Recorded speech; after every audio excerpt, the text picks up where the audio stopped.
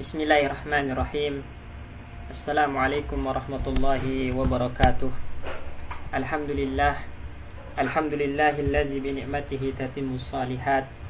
Wassalatu wassalamu ala nabiyyina Muhammadin wa ala alihi wa ashabihi wa man tabi'ahum bi ihsanin ila yaumil qiyamah wa ba'du.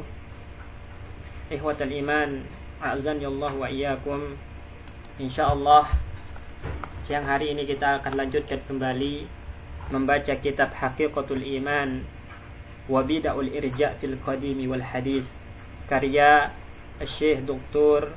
Sa'ad bin Nasir bin Abdul Aziz Asy-Syastri hafizahullah taala, dan kita masih dalam pembahasan tentang hakikat iman dalam kacamata nas-nas syar'iyyah.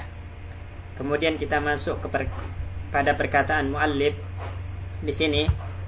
Berkata al-muallif rahimahullahu taala, wa hunaka wajhun akharu li hadhihi nususi, dan di sana ada juga sisi lain ya untuk nas-nas ini, maksudnya nas-nas yang terdapat di dalamnya penyebutan iman, mukmin dan yang lainnya.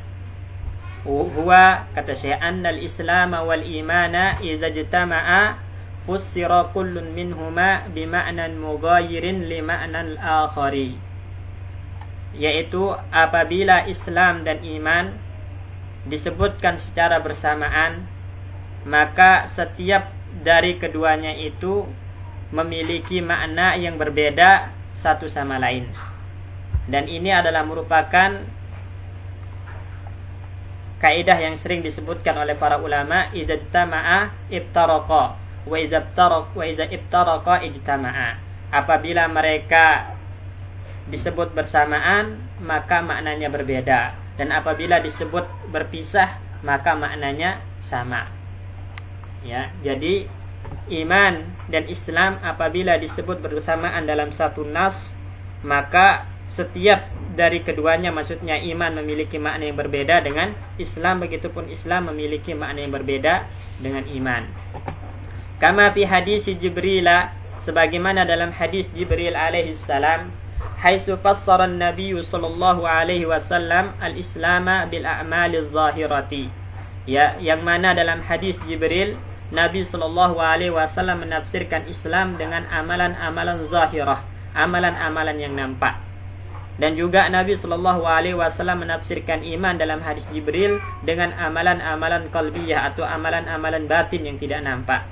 Faqala sallallahu alaihi wasallam, maka Nabi sallallahu alaihi wasallam bersabda, al-islamu an ta'budallaha wa la tusyrika bihi wa tuqimas salata wa tu'diyaz zakata al-mafrudata wa tasuma ramadana. Islam adalah engkau beribadah kepada Allah Subhanahu wa taala semata dan tidak menyekutukan Allah dengan apapun, kemudian engkau menegakkan salat, engkau menunaikan zakat yang wajib, serta berpuasa di bulan Ramadan. Kalau kita perhatikan, ya, Islam yang disebutkan oleh Nabi sallallahu alaihi wasallam dalam hadis Jibril ini semuanya adalah amalan-amalan zahir yang nampak. Ya, semuanya adalah amalan-amalan zahir yang nampak.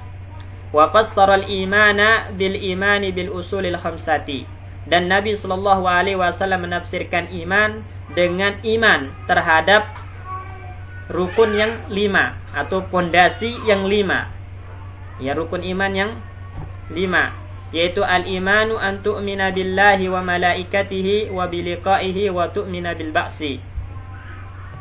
Engkau beriman kepada Allah Subhanahu wa taala, para malaikatnya, beriman dengan perjumpaan dengan Allah Subhanahu wa taala, maksudnya beriman dengan hari akhir, ya, karena kita akan berjumpa dengan Allah Subhanahu wa taala kelak di hari kiamat.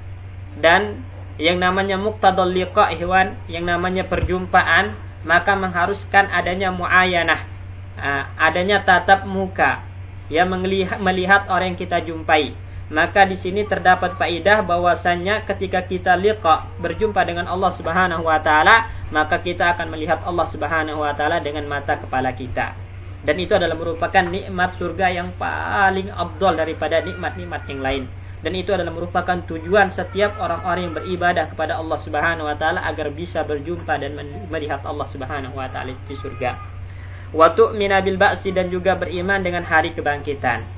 Jadi semuanya ini kalau kita perhatikan, maka semuanya adalah amalan-amalan batin, ya, amalan-amalan hati, ya, hingga dapat dipahami di sini ketika Islam disebut bersamaan dengan iman dalam satu nas, maka makna dari setiap keduanya itu berbeda. Artinya Islam diartikan dengan amalan-amalan zahir, sedangkan iman diartikan dengan amalan-amalan batin, ya. Kemudian saya mengatakan, wa idza ufridal imanu fa innahu yatadammanu al-islama kama fi hadisi Wabdi Abdul Qais haitsu qala atadruna mal imanu billahi wahdah syahadatu an la ilaha illallah wa anna muhammadan rasulullah wa iqamus salati wa ita'uz zakati wa siyamu ramadhana wa an tu'tul humus minal maghnam. Ya, di sini dikatakan apabila iman disebut sendirian, ya, tidak disebut berbarengan dengan Islam tapi disebut sendirian, maka juga mengandung makna Islam. Jadi ketika iman disebut sendiri, di situ mencakup makna Islam. Begitupun Islam ketika disebut sendiri juga mencakup makna iman. Sebagaimana dalam hadis Wabdu Abdul Qais, ya. Di sini beliau mengatakan, tahukah kalian apa yang dimaksud dengan iman kepada Allah Subhanahu wa taala semata? Maka disebutkan bersaksi bahwasan tidak ada ilah sesembahan yang hak kecuali Allah Subhanahu wa taala semata, dan Muhammad adalah Rasulullah sallallahu alaihi wasallam, utusan Allah.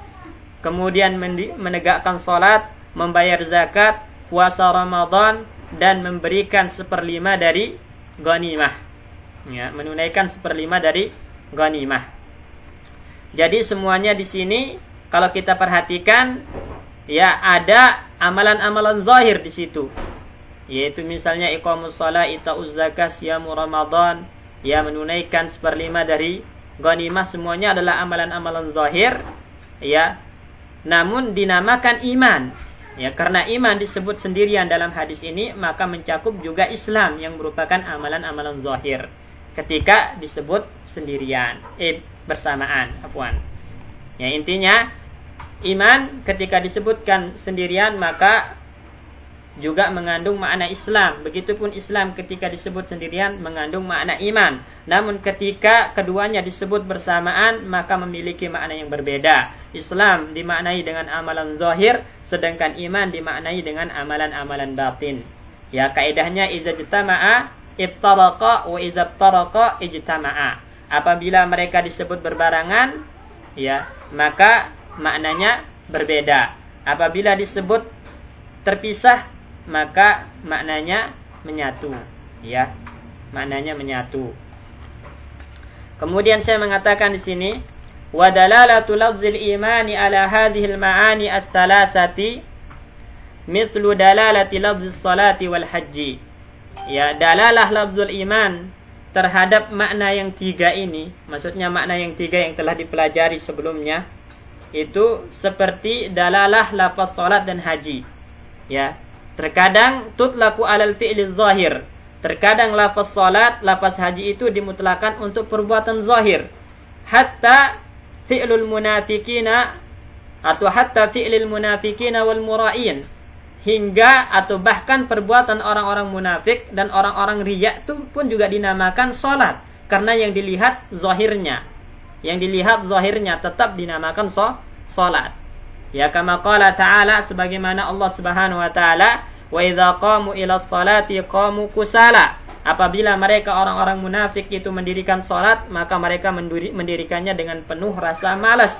Yura'unan nasa, mereka riya, ingin dilihat oleh manusia. Wala yazkurunallaha illa qalila, dan mereka tidak berzikir mengingat Allah Subhanahu wa taala kecuali sedikit. Ya, sama dengan makna iman yang pertama, ya, bihasabil umur az-zahirah, sesuai dengan perkara zahir. Ya, jadi ketika zahirnya menampakkan keimanan, maka kita labeli dengan iman atau mukmin. Begitupun ketika zahirnya orang-orang munafik, orang-orang riya itu melakukan salat, maka salat mereka tetap dinamakan salat, haji mereka tetap dinamakan haji, karena berdasarkan fi'lul zahir, perbuatan yang nampak. Ya, kemudian saya mengatakan wa tutlaqu 'alal miqdaril mujzi' minas salati, ya, dan dimutlakan juga terhadap kadar yang membuat salat itu sah, ya, dianggap sah. Ya, dianggap sah. Jadi seperti makna iman yang kedua, yaitu adanya aslul iman. Jadi iman dikatakan iman kalau ada aslul iman atau mutlaqul iman. Begitupun salat dinamakan salat ketika rukun-rukun dan syaratnya terpenuhi. Nah, di sini kadar mujzi'nya terpenuhi, maka tetap dinamakan salat. Ya, begitupun iman. Ya, selama ada mutlaqul iman atau aslul iman, maka dilabeli dengan iman atau mukmin. Ya, kemudian wa tutlaqu 'ala salatil kamilati al-mustamilati 'alal arkani wal wajibati wal mustahabbati. Dan juga terkadang dimutlakan salat itu kepada salat yang bermakna salat yang sempurna, yang mana rukun-rukun, syarat-syarat, ya, yang wajib dan yang sunnah terpenuhi semua. Ini yang dinamakan dengan salat kamilah. Dan ini persis dengan makna iman yang ketiga kemarin, yaitu al-iman al-mutlaq, al-iman al-kamil. Ya, al-iman al-kamil yang mana di situ orang-orang mukmin senantiasa melakukan perkara wajib, meninggalkan perkara haram hingga imannya naik kemudian sempurna. Begitupun salat dinamakan salat yang sempurna ketika rukun-rukunnya terpenuhi, hal-hal yang wajib tertunaikan, hal-hal yang sunnah tertunaikan, maka inilah yang dinamakan dengan salat al-kamilah. Nah, sebagaimana juga ada al-iman al-kamil, iman yang sempurna. Jadi sama. Ya, sama. Ya, dalalah dari lafzul iman itu sama seperti dalalah lafzus shalah dan haji. Lafaz salat dan haji. Kalau salat dan haji ada yang dinilai sesuai zahirnya, ada yang dinilai berdasarkan kadar mujzi'nya, ya, ada yang dinilai berdasarkan kesempurnaannya, maka iman juga ada yang dinilai berdasarkan perkara zahir, ada yang dinilai berdasarkan aslul iman atau mutlaqul iman, ada yang dinilai berdasarkan al-iman al-mutlaq atau al-iman al-kamil. Kemudian saya mengatakan di sini, wa kadzalikal hajju, ya, wal ghuslu yusamma bihi al-kamilu wal mujzi'u wal fasid. Begitupun haji, kemudian al-ghuslu mandi, ada di antaranya itu haji yang sempurna, mandi yang sempurna, ada haji yang sekedar mencukupi untuk menyatakan sahnya, ada mandi yang sekedar mencukupi untuk dikatakan sah, ada haji yang fasid, ya, ada mandi yang fasid yang tidak sah. Sama begitupun iman juga, ada iman yang tidak sah, ya, ketika aslul iman hilang dari mereka. Ada iman yang berdasarkan perkara zahir saja, ada iman yang sempurna, sama. Ya, wal fasid alladzi lam yu'lam fasaduhu. Ya, dan yang rusak yang rusak yang belum diketahui kerusakannya atau yang belum diketahui ketidakabsahannya. Sama kayak iman yang berdasarkan umur zahirah, seperti imannya orang-orang munafik, lam yu'lam nifaquhu, yang belum diketahui kemunafikannya, maka tetap dilabeli dengan mukmin berdasarkan perkara zahir karena belum diketahui kemunafikannya. Kama anna lafdz syajarati yutlaqu walau kullimat ba'dul aghsani. Begitupun pohon, ya, lafaz pohon dimutlakan juga untuk semua bagian-bagian dari pohon tersebut, meskipun telah dipotong sebagian rantingnya, tetap dinamakan pohon. Nah, ini. Jadi kesimpulannya, ya, iman, sisi lain dari iman dalam nas-nas syar'i itu ada iman ketika disebut berbarengan dengan Islam, maka maknanya berbeda satu sama lain. Iman diartikan dengan amal batin, amalan batin, sedangkan Islam diartikan dengan amalan zahir. Kemudian makna iman yang tiga yang sebelumnya yang telah kita bacakan, yaitu berdasarkan perkara zahir, berdasarkan aslul iman, berdasarkan al-iman al-kamil, itu dalalahnya sama dengan salat, haji, gusul. Karena di antara salat ada salat yang berdasarkan perkara zahirnya, seperti salat orang-orang munafik, salatnya orang-orang riya. Tetap dinamakan salat karena sesuai dengan perbuatan zahir yang nampak dari mereka. Kemudian juga ada salat yang berdasarkan kadar mujzi'nya, ya. Hanya tertunaikan untuk menyatakan sahnya saja salat tersebut. Ada salat yang sempurna seperti rukun-rukunnya, hal-hal yang wajib tertunaikan, hal-hal yang sunnah tertunaikan. Nah, begitupun iman, ada iman yang sempurna, ada iman yang sekedar kadar mujzi aja, yaitu ada aslul iman saja. Nah, seperti itu. Kemudian amma an muta'alliqil iman, atau adapun tentang muta'alliq iman atau muta'allaqil iman, tentang muta'allaq iman, berarti iman itu terkait dengan apa, ya. Adapun keterkaitan iman dengan apa, faqad waradat an-nususu asy-syar'iyyatu al-mutakasiratu yadalah ala anna al-imana yata'allaqu bil qalbi wal lisani wal jawarihi ma'an. Maka telah warid nas-nas syar'iyyah yang sangat banyak menunjukkan bahwasanya iman itu terkait dengan hati, terkait dengan lisan, dan terkait dengan anggota tubuh. Ya, artinya iman itu terkait dengan tiga hal ini. Jadi sebuah iman dikatakan iman apabila terkait dengan tiga hal ini, dengan hati, dengan lisan, dengan jawarih. Makanya definisi iman yang disebutkan oleh Ahlus Sunnah wal Jamaah itu adalah al-qaulu bil lisan, ya, wa i'tiqadun bil janan, wal amalu bil arkan, yazidu bi ta'atir rahman wa yanqusu bi ta'atis syaitan. Iman itu adalah kita ucapkan dengan lisan, kita yakini dengan hati, kemudian kita tunaikan dengan anggota tubuh kita, yang mana iman ini bisa bertambah dengan ketaatan kepada Allah Subhanahu wa taala dan kurang dengan ketaatan kepada syaitan. Nah, jadi di sini sangat jelas saya ingin menegaskan kepada kita bahwasanya anggota tubuh, perbuatan anggota tubuh atau amalan anggota tubuh itu bagian dari iman. Ya, amalan itu bagian dari iman, bukan syartul kamal, ya, bukan syartul kamal, tapi memang dia adalah bagian dari hakikat iman.